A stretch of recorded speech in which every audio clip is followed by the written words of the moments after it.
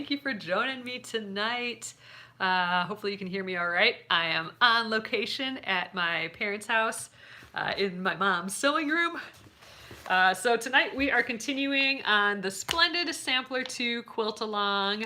We're going to do some English paper piecing. So I have all my supplies here, borrowed some supplies from my mom, her needles and thread and stuff, and we are going to start stitching the winter flower block. So it's really pretty. It is English paper piecing. So that is the plan for tonight. So thank you guys for joining me here. My name is Alyssa Thomas from Penguin and Fish, where we make cute embroidery kits for the beginning crafter. And I'm live here at 8:30 p.m. Central Time, Monday through Friday. And it's a time that we can relax and craft together. So I'm on location for the next 3 days. So I'm only on YouTube today through Friday. And then I'll be back on YouTube and Facebook on the Penguin and Fish page. I'll be doing that again on Monday when we start the embroidery of the month. So, all right, tonight I have all my little pieces all cut up from last night. Let's get going with this. I think this is going to be awfully pretty. It's going to take us some time, as does all this English paper piecing, hands-on stuff, but it's going to be fun. So, all right. I'm ready to go. Oh, Lisa, it is a chalk wall. There's some birds up there. It is. The whole thing is a chalk wall. I just think that's fun. We need to do that at our house sometime. I think it's just cute. It's recently erased, though we don't have all our cute pictures on anymore, so we'll have to add some more this weekend. All right, I'm gonna flip you around. Just give me a sec here. All right. Here we go tonight. Just give me a little sec. All right, so here we are. I got the page marked. So this is what we are doing tonight, the winter flower. We did start it. We won't finish it tonight, that's for sure. We did start it last night, and we got all of our little template pieces. And, there's so many. So I had them all laid out last night. I think it's gonna be really cute. So we're gonna actually start, we gotta pick some fabric, but once we start stitching, we are gonna start with 2 A pieces, like so, and a B piece gets put on right there, and then we're starting to make these inside pieces, so it's actually like a corner. So these 3 pieces will become like this corner here. So I'm hoping that we can get a whole section done tonight, which would be awesome. And then that's the first part. So we make 4 of those, and then we gotta add a whole bunch of other pieces too. But I'm gonna shush those to the side. I brought my fabric here. Let's just grab some of this. And you know, we could maybe even put a colorful one in here. I don't know. Let's see. So what do we got going on here? So we have this really pretty bold inside with a light colored outside and then the blue. I wonder if we can recreate something like that with our pretty pieces here. I mean, this is kind of a lot like this outer color. That might be nice for the A pieces. The stars are awfully fun too. Or these aren't the A pieces, those are the B pieces. Gosh, this would be kind of fun though too. What if there's like stars in these little starbursts? That'd be kind of interesting. So obviously my colors are not as bold as those. I'm making like the pale quilt, we've been calling it the blonde quilt. Well, that's awfully sweet. These 2 together. We could do these for the A pieces and the stars. Lisa says, love the stars. Yeah, it's just kind of fun. And the neat thing is like, so with the A pieces, this whole section is made out of 8 pieces. So it's going to get like kerchunked, all separated. But these B pieces and these C pieces are all singular pieces. So, you know, we wouldn't be cutting through any of the design. So all the stars could really be showcased really nicely. So I don't know, right now I'm feeling like these 2 are really pretty together, like a lighter color and then the stars. And then we just, I think, need something simple for the background. Maybe another, something light maybe. Oh, I've recently added this to the collection. I was using this for a different project, and I'm like, well, this fits right in with my blonde quilt. Maybe I'll use that. I want something that stands out against this. That's almost too bold. Gosh, I don't think I have enough of this fabric to make it around. We could just, oh, I know what we need to do. So I forgot that every block, oh gosh, look, I just made a mess. Every block, I have white in every block, so I have to do that. So the outside, let's do white. Oh, Mary just caught it too. I thought you had to use white. I'm glad I saw your comment and remember that, because yeah, that's right. One of my rules for this quilt, I always like giving myself rules for a project. Then it just helps me make decisions faster. And one rule was I have to use white in every block. Oh, Catherine was thinking it too. So why don't we do white for these little bitty background images or triangles? Typically when I use white, it's for whatever appears to be a background. A lot of times that's, confusing, but this one, I feel like these little blue guys are the background. So, all right, why don't we do these three? I think this is kind of fun. We'll do the circles for the A piece. It's really just 3 colors: circles, stars, and the white. I like that. Let's do it. Let's just decide. All right, I'm gonna quickly plop these all back in my bin after like unfolding them and messing them all up. Okay. So, you know what? I don't think I'm even going to press these. We're not going to press these right now. So, right now, you could cut all of the pieces of fabric that you need for each piece, but I'm going to just go one at a time, at least for tonight, or these next couple days that I'm here on location. I'm just going to go one at a time. So, what I'm going to do is, let's take our 2 A pieces. We're going to do enough for the first section. So instructions say do the A pieces and a B piece first. So let's just shimmy all these out of the way.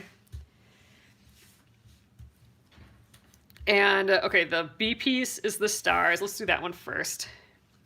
So what I'm going to do is just lay the star fabric with the right side down. I know it looks pretty much the same on both sides, but the right side down.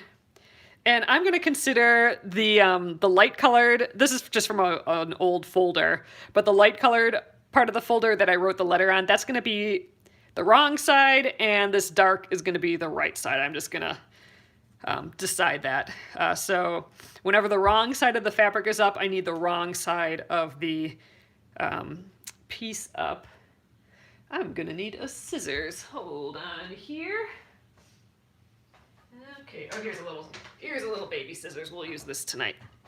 Okay, so one thing you can do, I'm going to do the glue method first. I think this method is quick. So how I'm going to start is I'm going to actually just, this is just like a washable glue stick. I'm going to put a tiny dab of glue on the back of the piece. So this will be able to come off easily later, but it's helpful right now.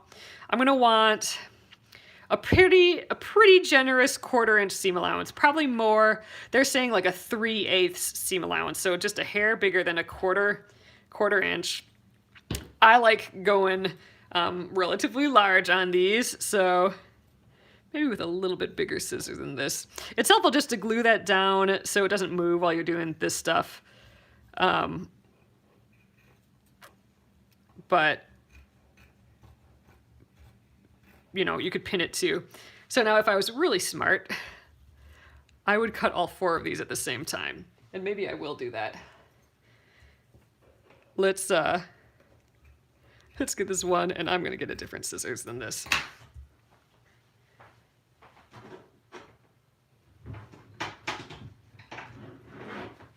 Okay, here we go. Get the big guy out. So I just said that we weren't going to cut all these up at first, but it would be just easy to cut them all, wouldn't it? So, I could stack them Oh, Gretchen's asking why I didn't grab the Kai scissors. Yeah, so my mom does have this. This is a Ginger scissors, but my mom does have those Kai scissors that I freaking love. But they're working on the room here, and now I don't know where they are. Oh, I see them. Here's one. A little rearranging was happening here. So this is those. I love these. So these are the professional kind of grade Kai scissors. It's the 7000 series. So I think Mom has the 9-inch one maybe. Oh no, the 10-inch. I think I have the 8-inch one at home. So this one's a little bit bigger. Oh yeah, I can tell it's bigger. But ooh, they cut like butter. They're the greatest things ever. So I'm going to just cut the other 4 out of here, or other 3. So I could stack them up, but typically you won't always want to do that because, you know, if you have an odd shape, if you flip your fabric over, like if I stacked them like this and did the other 3 all at once, which would be kind of smart, but the one will be flipped. And with this particular piece, it wouldn't matter because it seems like it's a mirror image down the middle, but we'll just go one at a time. So I'm doing exactly what I wasn't going to do, but now that I'm doing it, it seems like it makes sense. Oh gosh, Gretchen says these look like they could cut through steel. I mean, they are awesome. I mean, like, listen to them.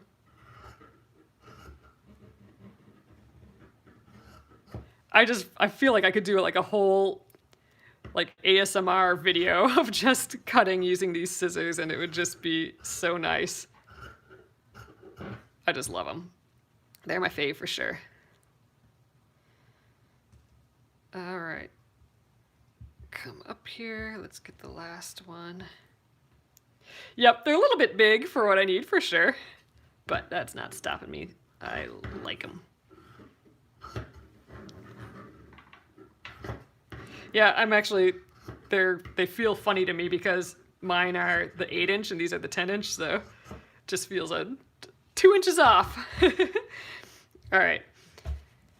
So I'm basically done with this fabric. I'm gonna just put it away here. And all right, so we have our 4 pieces.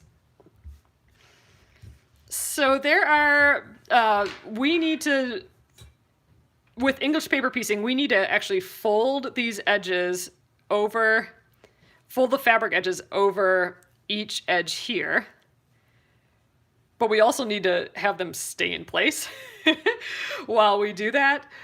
So one way to do that is to continue with the glue, and I'll do that way first. So I'm gonna actually, I can remove this glue now, just lifting it up.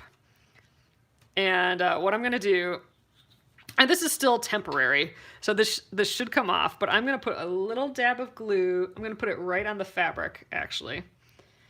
And then you can fold over one side. Okay, the next little edge is here. It does get a bit bulky here, but it'll be okay. Ooh, this is like riding a bike. I feel like I haven't done this in ages and ages. These have a little kind of funny angles to it.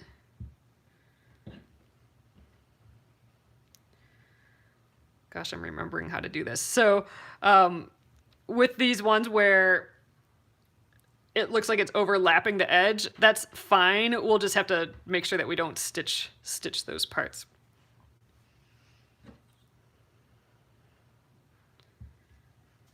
I'll show you another way to do this as well. But to start out, we're gonna do the glue basting. I'm kind of getting glue everywhere. All right. Oh, I think Mom has a smaller size of those too. What's this one? Oh, here's a 9-inch. I think I still have an 8-inch. Maybe mine's the 9-inch. But oh yeah. Oh, and then here's she's got this size too. This one's what is this one? Tailoring Shears. I know that these ones are dressmaker's shears. The dressmaker shears have that flat bottom, so you can have it just like flat on the table when you cut. This is a tailoring shears. It says She got the whole lot of them. Oh, you know what? This is probably the perfect size for us tonight. Let's use this one. This is the 7/150. All right, and let's get our last little dab of glue on here.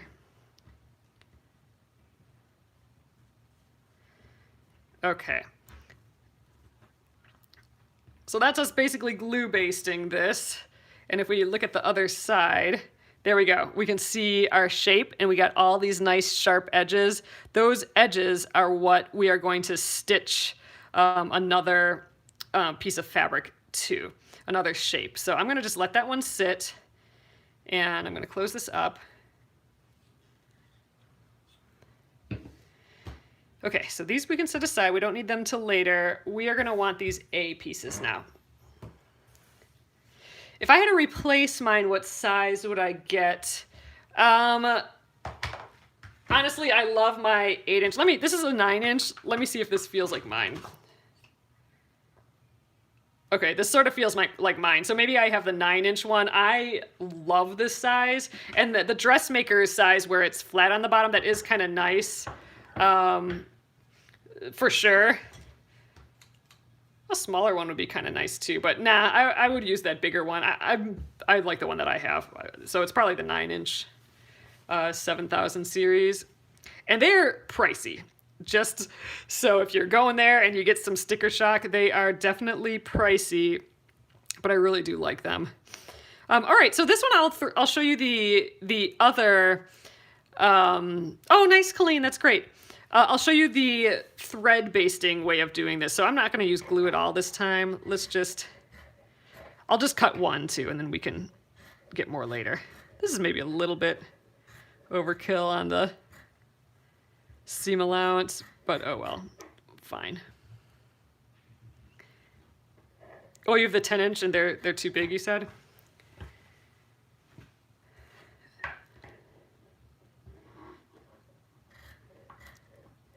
I mean, this one's nice. They also make serrated ones. I don't know if these are so sharp though. They make some that has just a slightly serrated bottom, and those are supposed to be really good so that the fabric doesn't like slip when you squeeze. Like if you squeeze and then it kind of moves forward a little bit, the serrated ones are supposed to avoid that. So if that's an issue for you, I don't know. I don't know if I have that experience, but those ones might work. All right, I'm gonna just trim this down a little bit more. The seam feels excessive.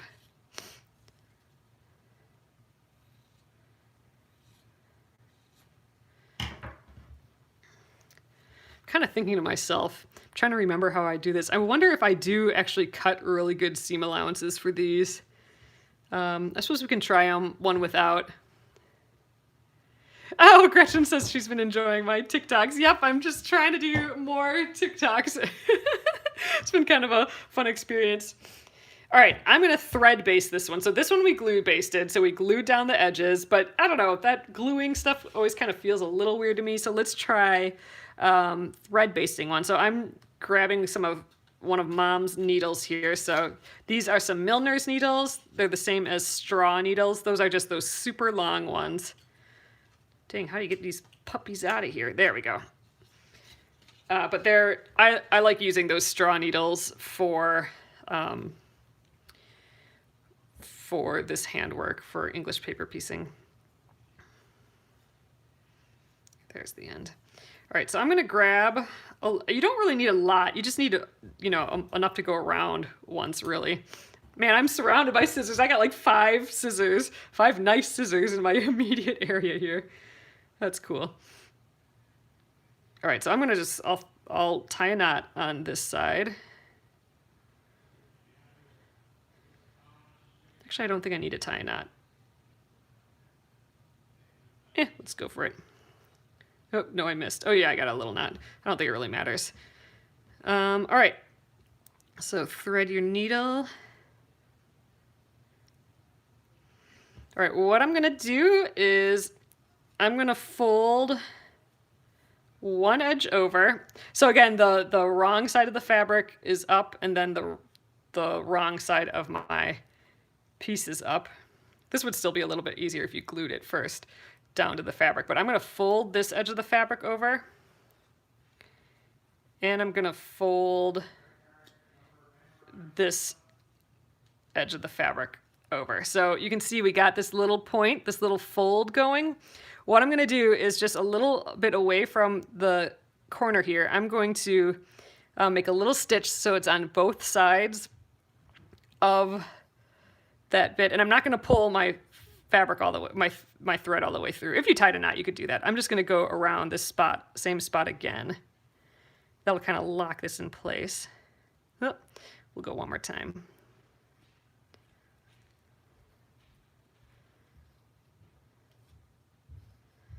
All right, so that's kind of locked in place. So now you can go to the next side and fold the next side over.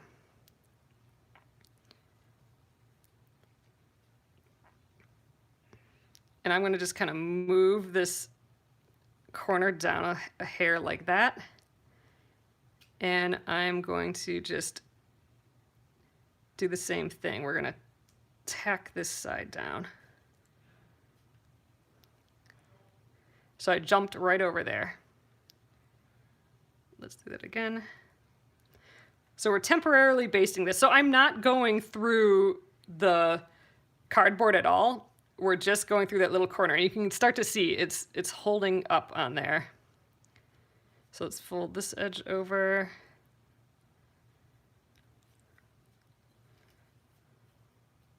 Yeah, I think gluing it down would have made this a little hair more accurate, but we're doing it. We'll do the next one glued. Gluing, I used to do it solely this way. Oh shoot, now I lost my thread. I used to do it only this way, which I actually really like because it doesn't take anything but a needle and thread, what you have already for this project. But then I started doing the glue basting and I'm like, yeah, you're right, this glue basting is pretty slick. And with this washable glue, the pieces pop out really easily. I mean, the glue can like injure, I suppose, your templates a little bit. So if you're planning on doing a ton of this then, and using the same templates, then the glue method might not be the best, but I think it's pretty slick. So I kind of forget what I do on these corners here. Let's fold one and then the other. I think we kind of just let those ears hang out like that. You know what? I just have to have it good enough to hold on. So I'm going to just grab the edge of these two here. We will pop this paper out of here later. Oops, lost my thread again, but I don't think I need more than that. Gosh, I'm tempted to go around that one more time, so I'm going to do that.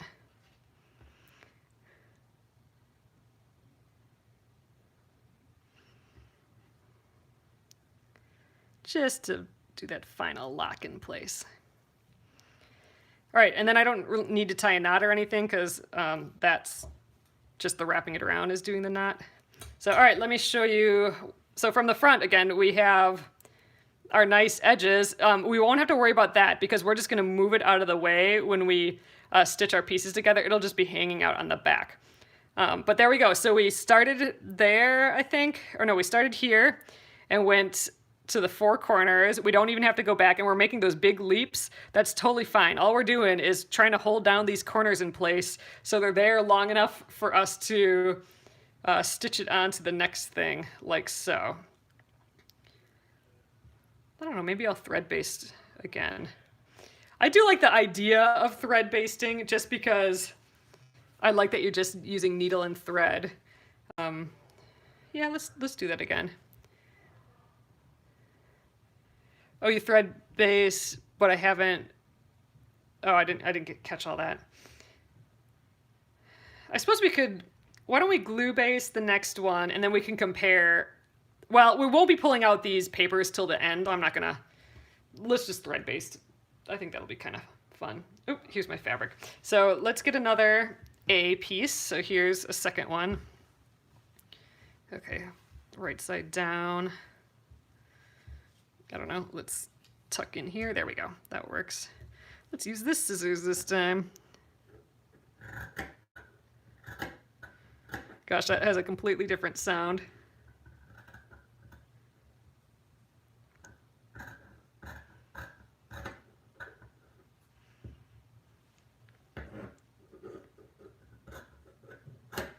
All right. That'll do. Let's just fold it over again. I need some thread. I think this thread color is pretty. Some of my mom's thread. I didn't bring any supplies. I just brought the fabric that I needed. That's that really. My little pieces and the fabric. Okay, let's start. Let's have this one be our first one this time. Why not?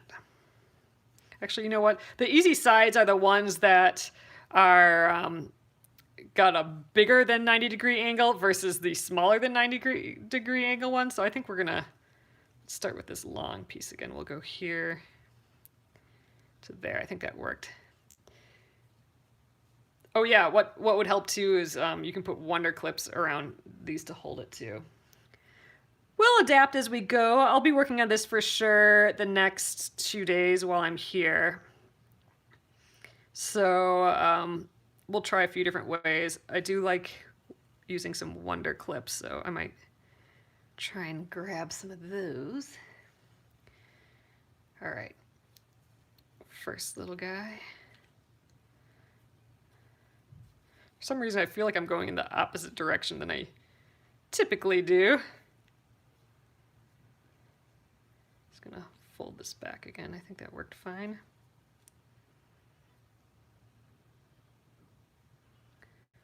It'll do the job.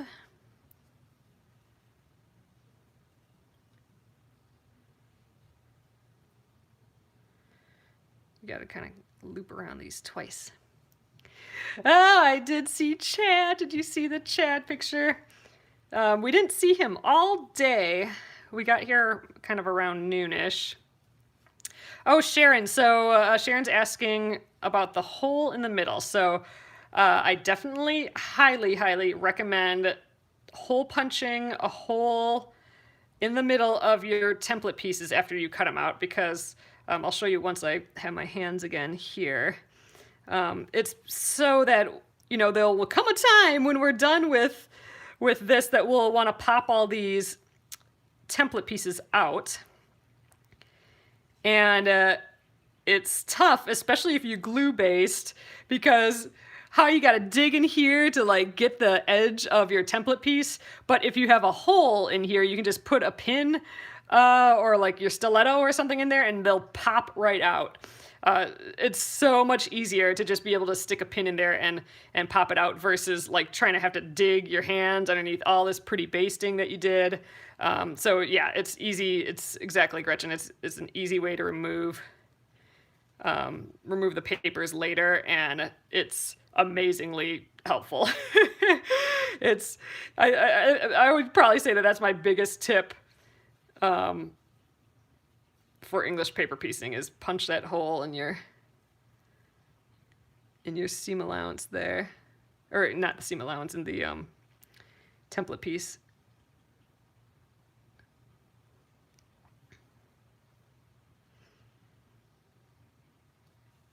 All right, so there's that piece. I think I'll set my pin there, needle.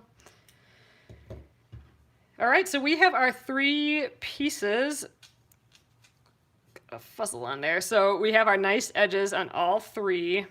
So we can actually start assembling these. So we have the A pieces, and those get assembled to the B piece. So what we have to actually do first, probably be a good idea to sew these A pieces together.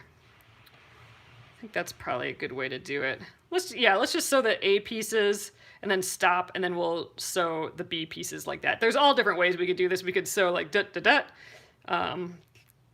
or sew the B pieces to the A pieces first and then come back and do that row. But I think I'm gonna start with the 2 A pieces. So I think that is the plan. All right. Okay, so tonight I think we'll just do it by hand here. Oh, this is where we did that special knot too. Gosh, what was that called? Okay, I'm gonna have to learn how to do that knot again, you guys. We used a special knot at the beginning of this. It's kind of like a colonial knot, if I remember right. I'm just gonna tie a couple little knots on the end here. A knicker knot, that's it, Gina. A knicker knot, that's right, I knew it had a funny name. Gosh, I don't know if I remember how to do that. All right, I'm gonna put these two edges together and we're gonna put them right sides together. Like so. And we're gonna stitch along this edge here. Oh, a knicker knot. Okay, there was a special knot called the knicker knot that we did at the beginning of these to kind of lock this in place, but I totally don't remember how to do that. So I'm gonna have to look that up for tomorrow. One thing, a different thing you can do is just go around it a couple times. That's what I used to do before I knew the knicker knot. So I am going through just the hair edge of this. So I'm not going through the paper or anything. I'm just trying to grab the little edge. And this is actually easier with this sew basting than the glue basting. The knicker knot. Let me try and remember how that worked. Did we go through? Oh yeah, okay, yeah. Okay, so there was something about, let's see if I can remember. Okay, so I put it in, and there was something about, okay, I think we got it. So I think you got to put the back thing around the front, and then the front one around this side. And then you pull through, is that the knicker knot? Yeah, and then it kind of makes like a figure 8 like this. Oh, I think that's it. So I think we got it here. So it's kind of just like, it locks in there. Okay, I think we did it. So I think that is the knicker knot. Let me know if I'm wrong. We'll do another one once we reach the other side. So I'm gonna just hold these two in place, and now we're just gonna do a little whip stitch around. Oh, we've done this with a blanket, or not a blanket stitch, a ladder stitch as well, but I think I preferred the whip stitch. So a whip stitch, you're just going from one side and then you're going directly across to the other side, and you're always going to come back to that first side. You know, going to go a little over. I'm going like maybe a 1/16 of an inch, maybe even less in size. You can see my stitches like right there. They got these little angles. So this is the whip stitch. You can see the whip stitch a little bit on the front, but I kind of like that. It gives it that hand-done look. I think the a ladder stitch hides it a little bit more, but I don't know. I'm a fan of this stitch for English paper piecing. And this is the part that's relaxing, I think. Oh, so Tula Pink does a second stitch in the starting spot, and before you pull the second stitch, run the needle through the loop and pull. Okay, I didn't catch all that, but I'll have to look that up. So we're just gonna go down this line. What I could have done is start on this side and go up and then do one of the B sides, but I think my reasoning was, oh, I can make sure that I get those edges matched up just perfect.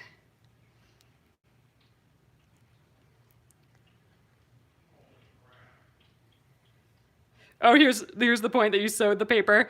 Yeah, so if you do sew the paper on accident, like if you get a little bit of the edge, you'll just tear that out. You know, it'll be perforated a little bit. You'll just have to kind of work that out carefully once it's time to take it apart. It won't matter until that time. But yeah, this is definitely this is the part that I think people find enjoyable. This is where they have all of their pieces ready to go, and then they can just sit around and do this little stitching of it all together.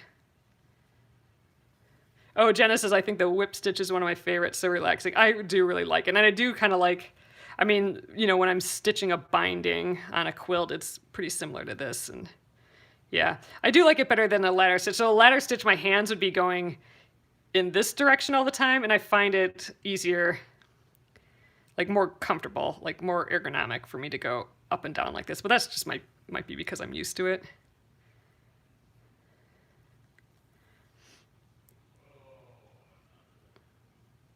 All right, so we got a few more stitches, and then we'll try that knicker knot again. I think that was right. I think it felt right. There was something about going in front of it with both sides. So when I do the glue method, I do notice that I am stitching the paper a whole lot more. I'm nicking those edges a little bit more. All right, so this is I'm at the end, so I'm gonna try that knicker knot. So I'm gonna go around once, and then I'm going to come back, and then yeah, I think the part that's the thread that's going through the needle, I think I wrap around the top, and then I grab the other side and also wrap that around the top, but the other direction, and then we pull through. Yeah, and it makes that little thing. I think that's it. So that's the knicker knot. All right, so that's one side. I'm just going to tuck it in to seam allowance and then trim. I'm going to get a new piece of thread. I do like having a little bit longer, especially to tie those knots at the end. But all right, let's see what this looks like. We have these two pieces sewn together. Ah, see, look, it looks awesome. That's the most fun part when you can kind of open it up again. So there we go. So those are our first two pieces. So next up, we got to fit them to this guy. And to do that, you actually have to do one side first and get to the middle, and then you got to kind of open it up, and then you got to kind of like bend all your pieces a little bit. It's a little awkward, these Y seams. So, you know, it's like a letter Y. There, this way it looks like a letter Y.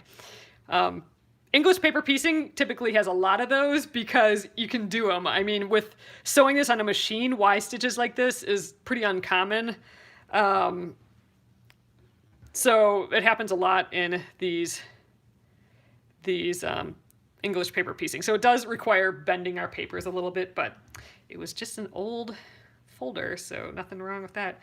So I'm gonna go both sides in one. I might knicker knot again at the center piece.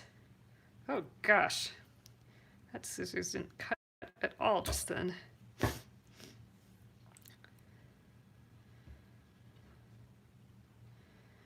All right.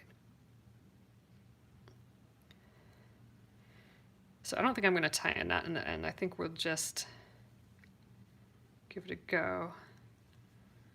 Let's see, do I want to stitch with this guy in front? Important to get the right sides together. I don't know, let's go like this. So I'm going to line up the edges. So now this is where it would be great for a wonder clip or something. You just clip these together.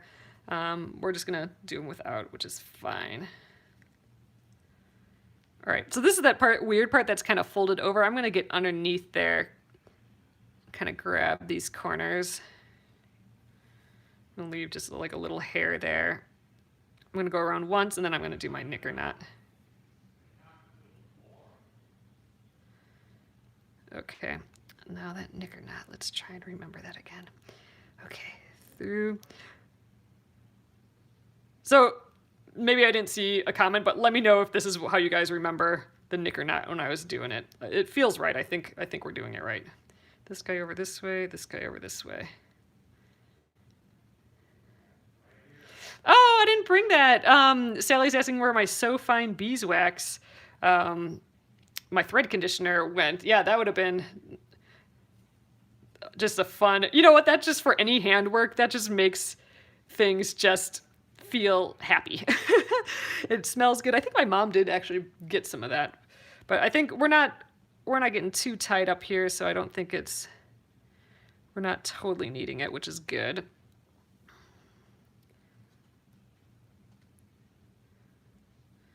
Now that like I said, it's kind of like riding the bike. Now that I'm like getting my bearings again on this, tomorrow maybe I'll get a few more gadgets out. We'll get a wonder clip. maybe I'll show you guys how to do the ladder stitch version, even though I do like the whip stitch. We'll do the ladder stitch once because I like this better. And I think this is easier on my hands too. So having a wonder clip is easier on the hands because, you know, I'm pinching these two pieces together, and sometimes that pinch motion can be a little tough on my hands. And maybe on your hands. So having a wonder clip here can take the pressure off, and I don't have to have them pinch. I can like have my hand like that.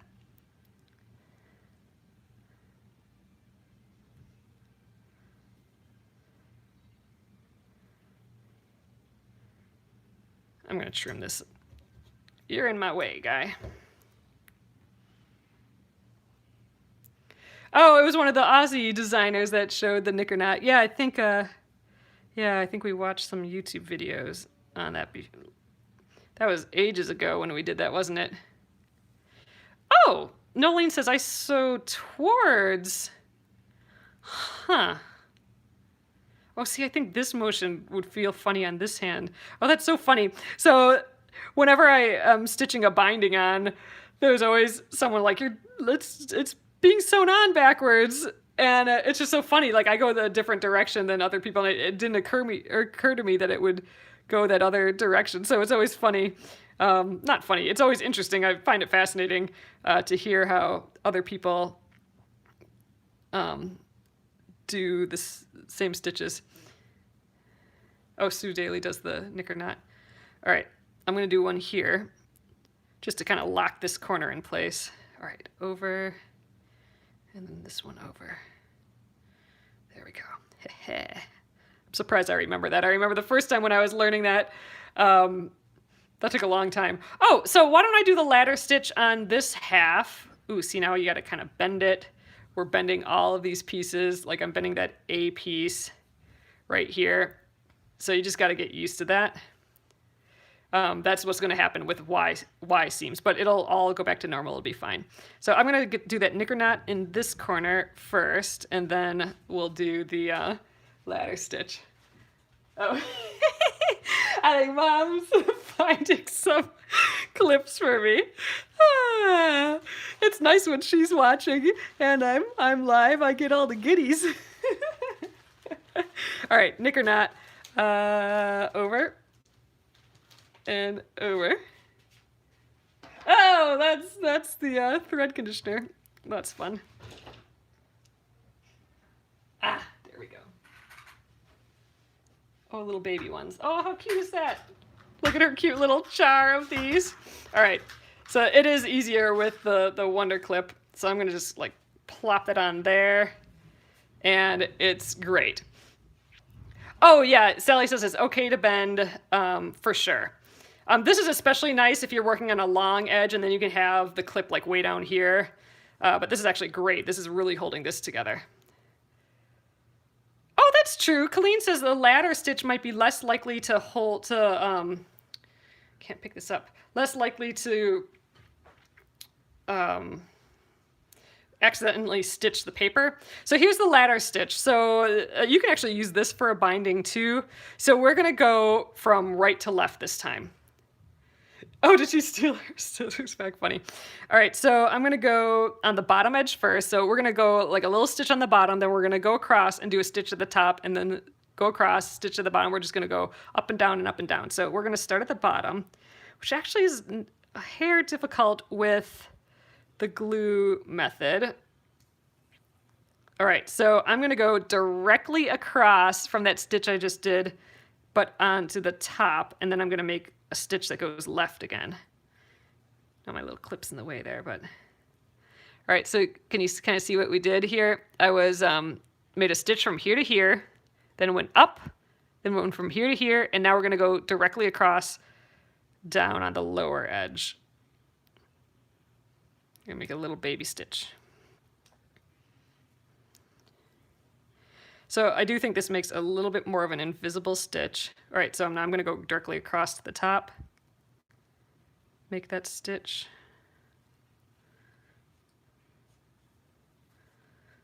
Oop, getting caught on that. be prepared to get caught on the corners all the time. All right, I think I'm gonna scooch. Oh, I can put these down here. Check that out. That's what I should have done from the get-go.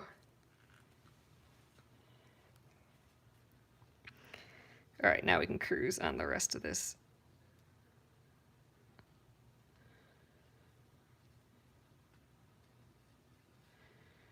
Oh, yeah, so Amy's saying that I use the ladder stitch on closing sewing pillows like stuffed animals. Yep, exactly. So that's typically what I use the ladder stitch on too. It makes like an invisible closing, or a close to invisible closing. So, oops, sorry you guys.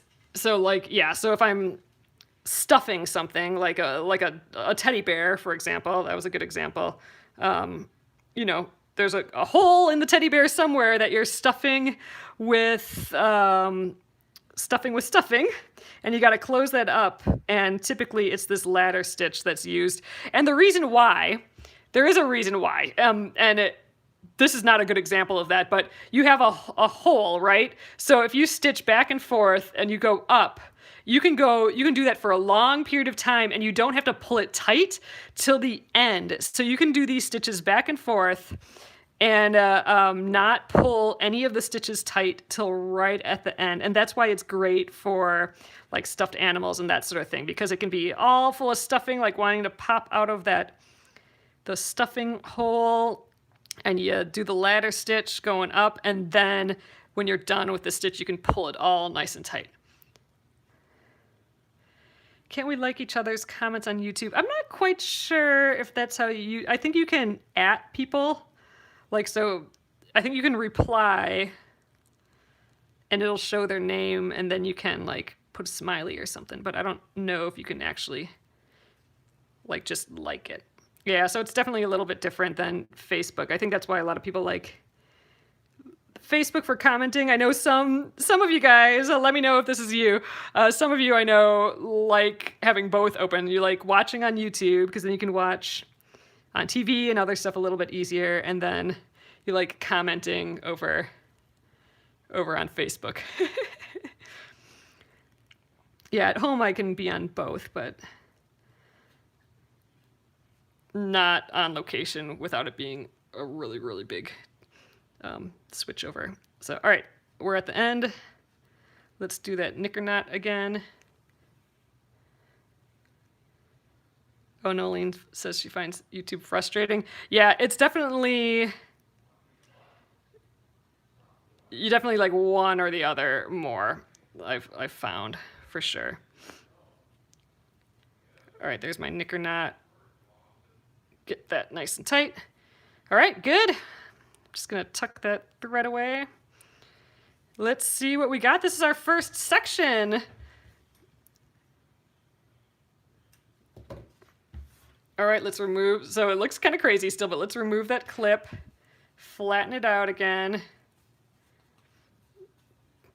There we go. Okay, so here we can see the difference between the ladder stitch. Let's just kind of bend this down. There, the ladder stitch and the, just wants to bend. You could actually press this during the process. All right, so here's the whip stitch.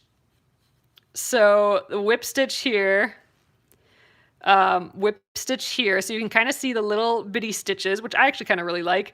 Now here's the ladder stitch. It's almost invisible, right, on here. So I know a lot of people who really like that because you can barely see it, but I don't know, you can kind of pull it apart a little bit more. There you can kind of see my finger through it. I think it's just a hair less sturdy. Although, really, is it going to matter? All of these are going to be sewn together with a zillion stitches that, you know, and it's going to be in a quilt. I don't think that's actually going to matter that much, but I don't know. I kind of dig these little whip stitches. Oh, Nolene says the whip stitch is not as strong. Oh man, I would have guessed that the ladder stitch wouldn't have been as strong. I mean, again, you're putting so many stitches in here, and this is going to be quilted.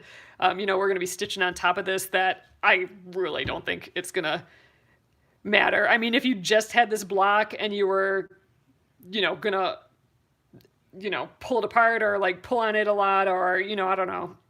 But it is going to be quilted down quite a bit, so I'm not worried. But there we go. Our first little bits here. So in theory, we have to make 3 more of these. So this glue is kind of coming off a little bit, which can happen, which is annoying. So you could go ahead and glue it a little bit more. I kind of did it weird over here too, didn't I? We can untuck that. Ultimately, once we pop the papers out, this won't be a problem at all. So before I stitch this to something, I'll just glue it down again. It can stay like this for now. That's totally fine. You don't want to pull these out until it's attached completely around by something else. So I'm not going to pull this paper out until it is completely surrounded by everything else, which probably won't be till like the end in this particular block. But sometimes, you know, if you're working on a hexagon one, a lot of times you'll have that center hexagon and you'll have the 6 hexagons around it. Once those 6 are around, you can pop that middle one out. Once it's surrounded, you can take them out. Yeah, you know what? I think I might continue with the thread basting. I kind of, that feels good in my hands. I might just continue doing that. All right. I think we might stop there for the evening. I know we're a hair early, but this seems like a great stopping point.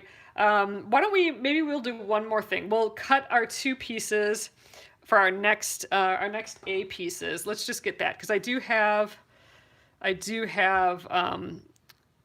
the other piece. Can you cut the tails bigger on the smaller pieces? Like, can you trim the tails all off? I think you can, but the thing is, they're gonna just be out of our way. It's not gonna be an issue at all. So I just really wouldn't worry about them. All right, I'm gonna trim these. Let's get this. This is the 9-inch one. This feels like mine, so I think I must have the 9-inch.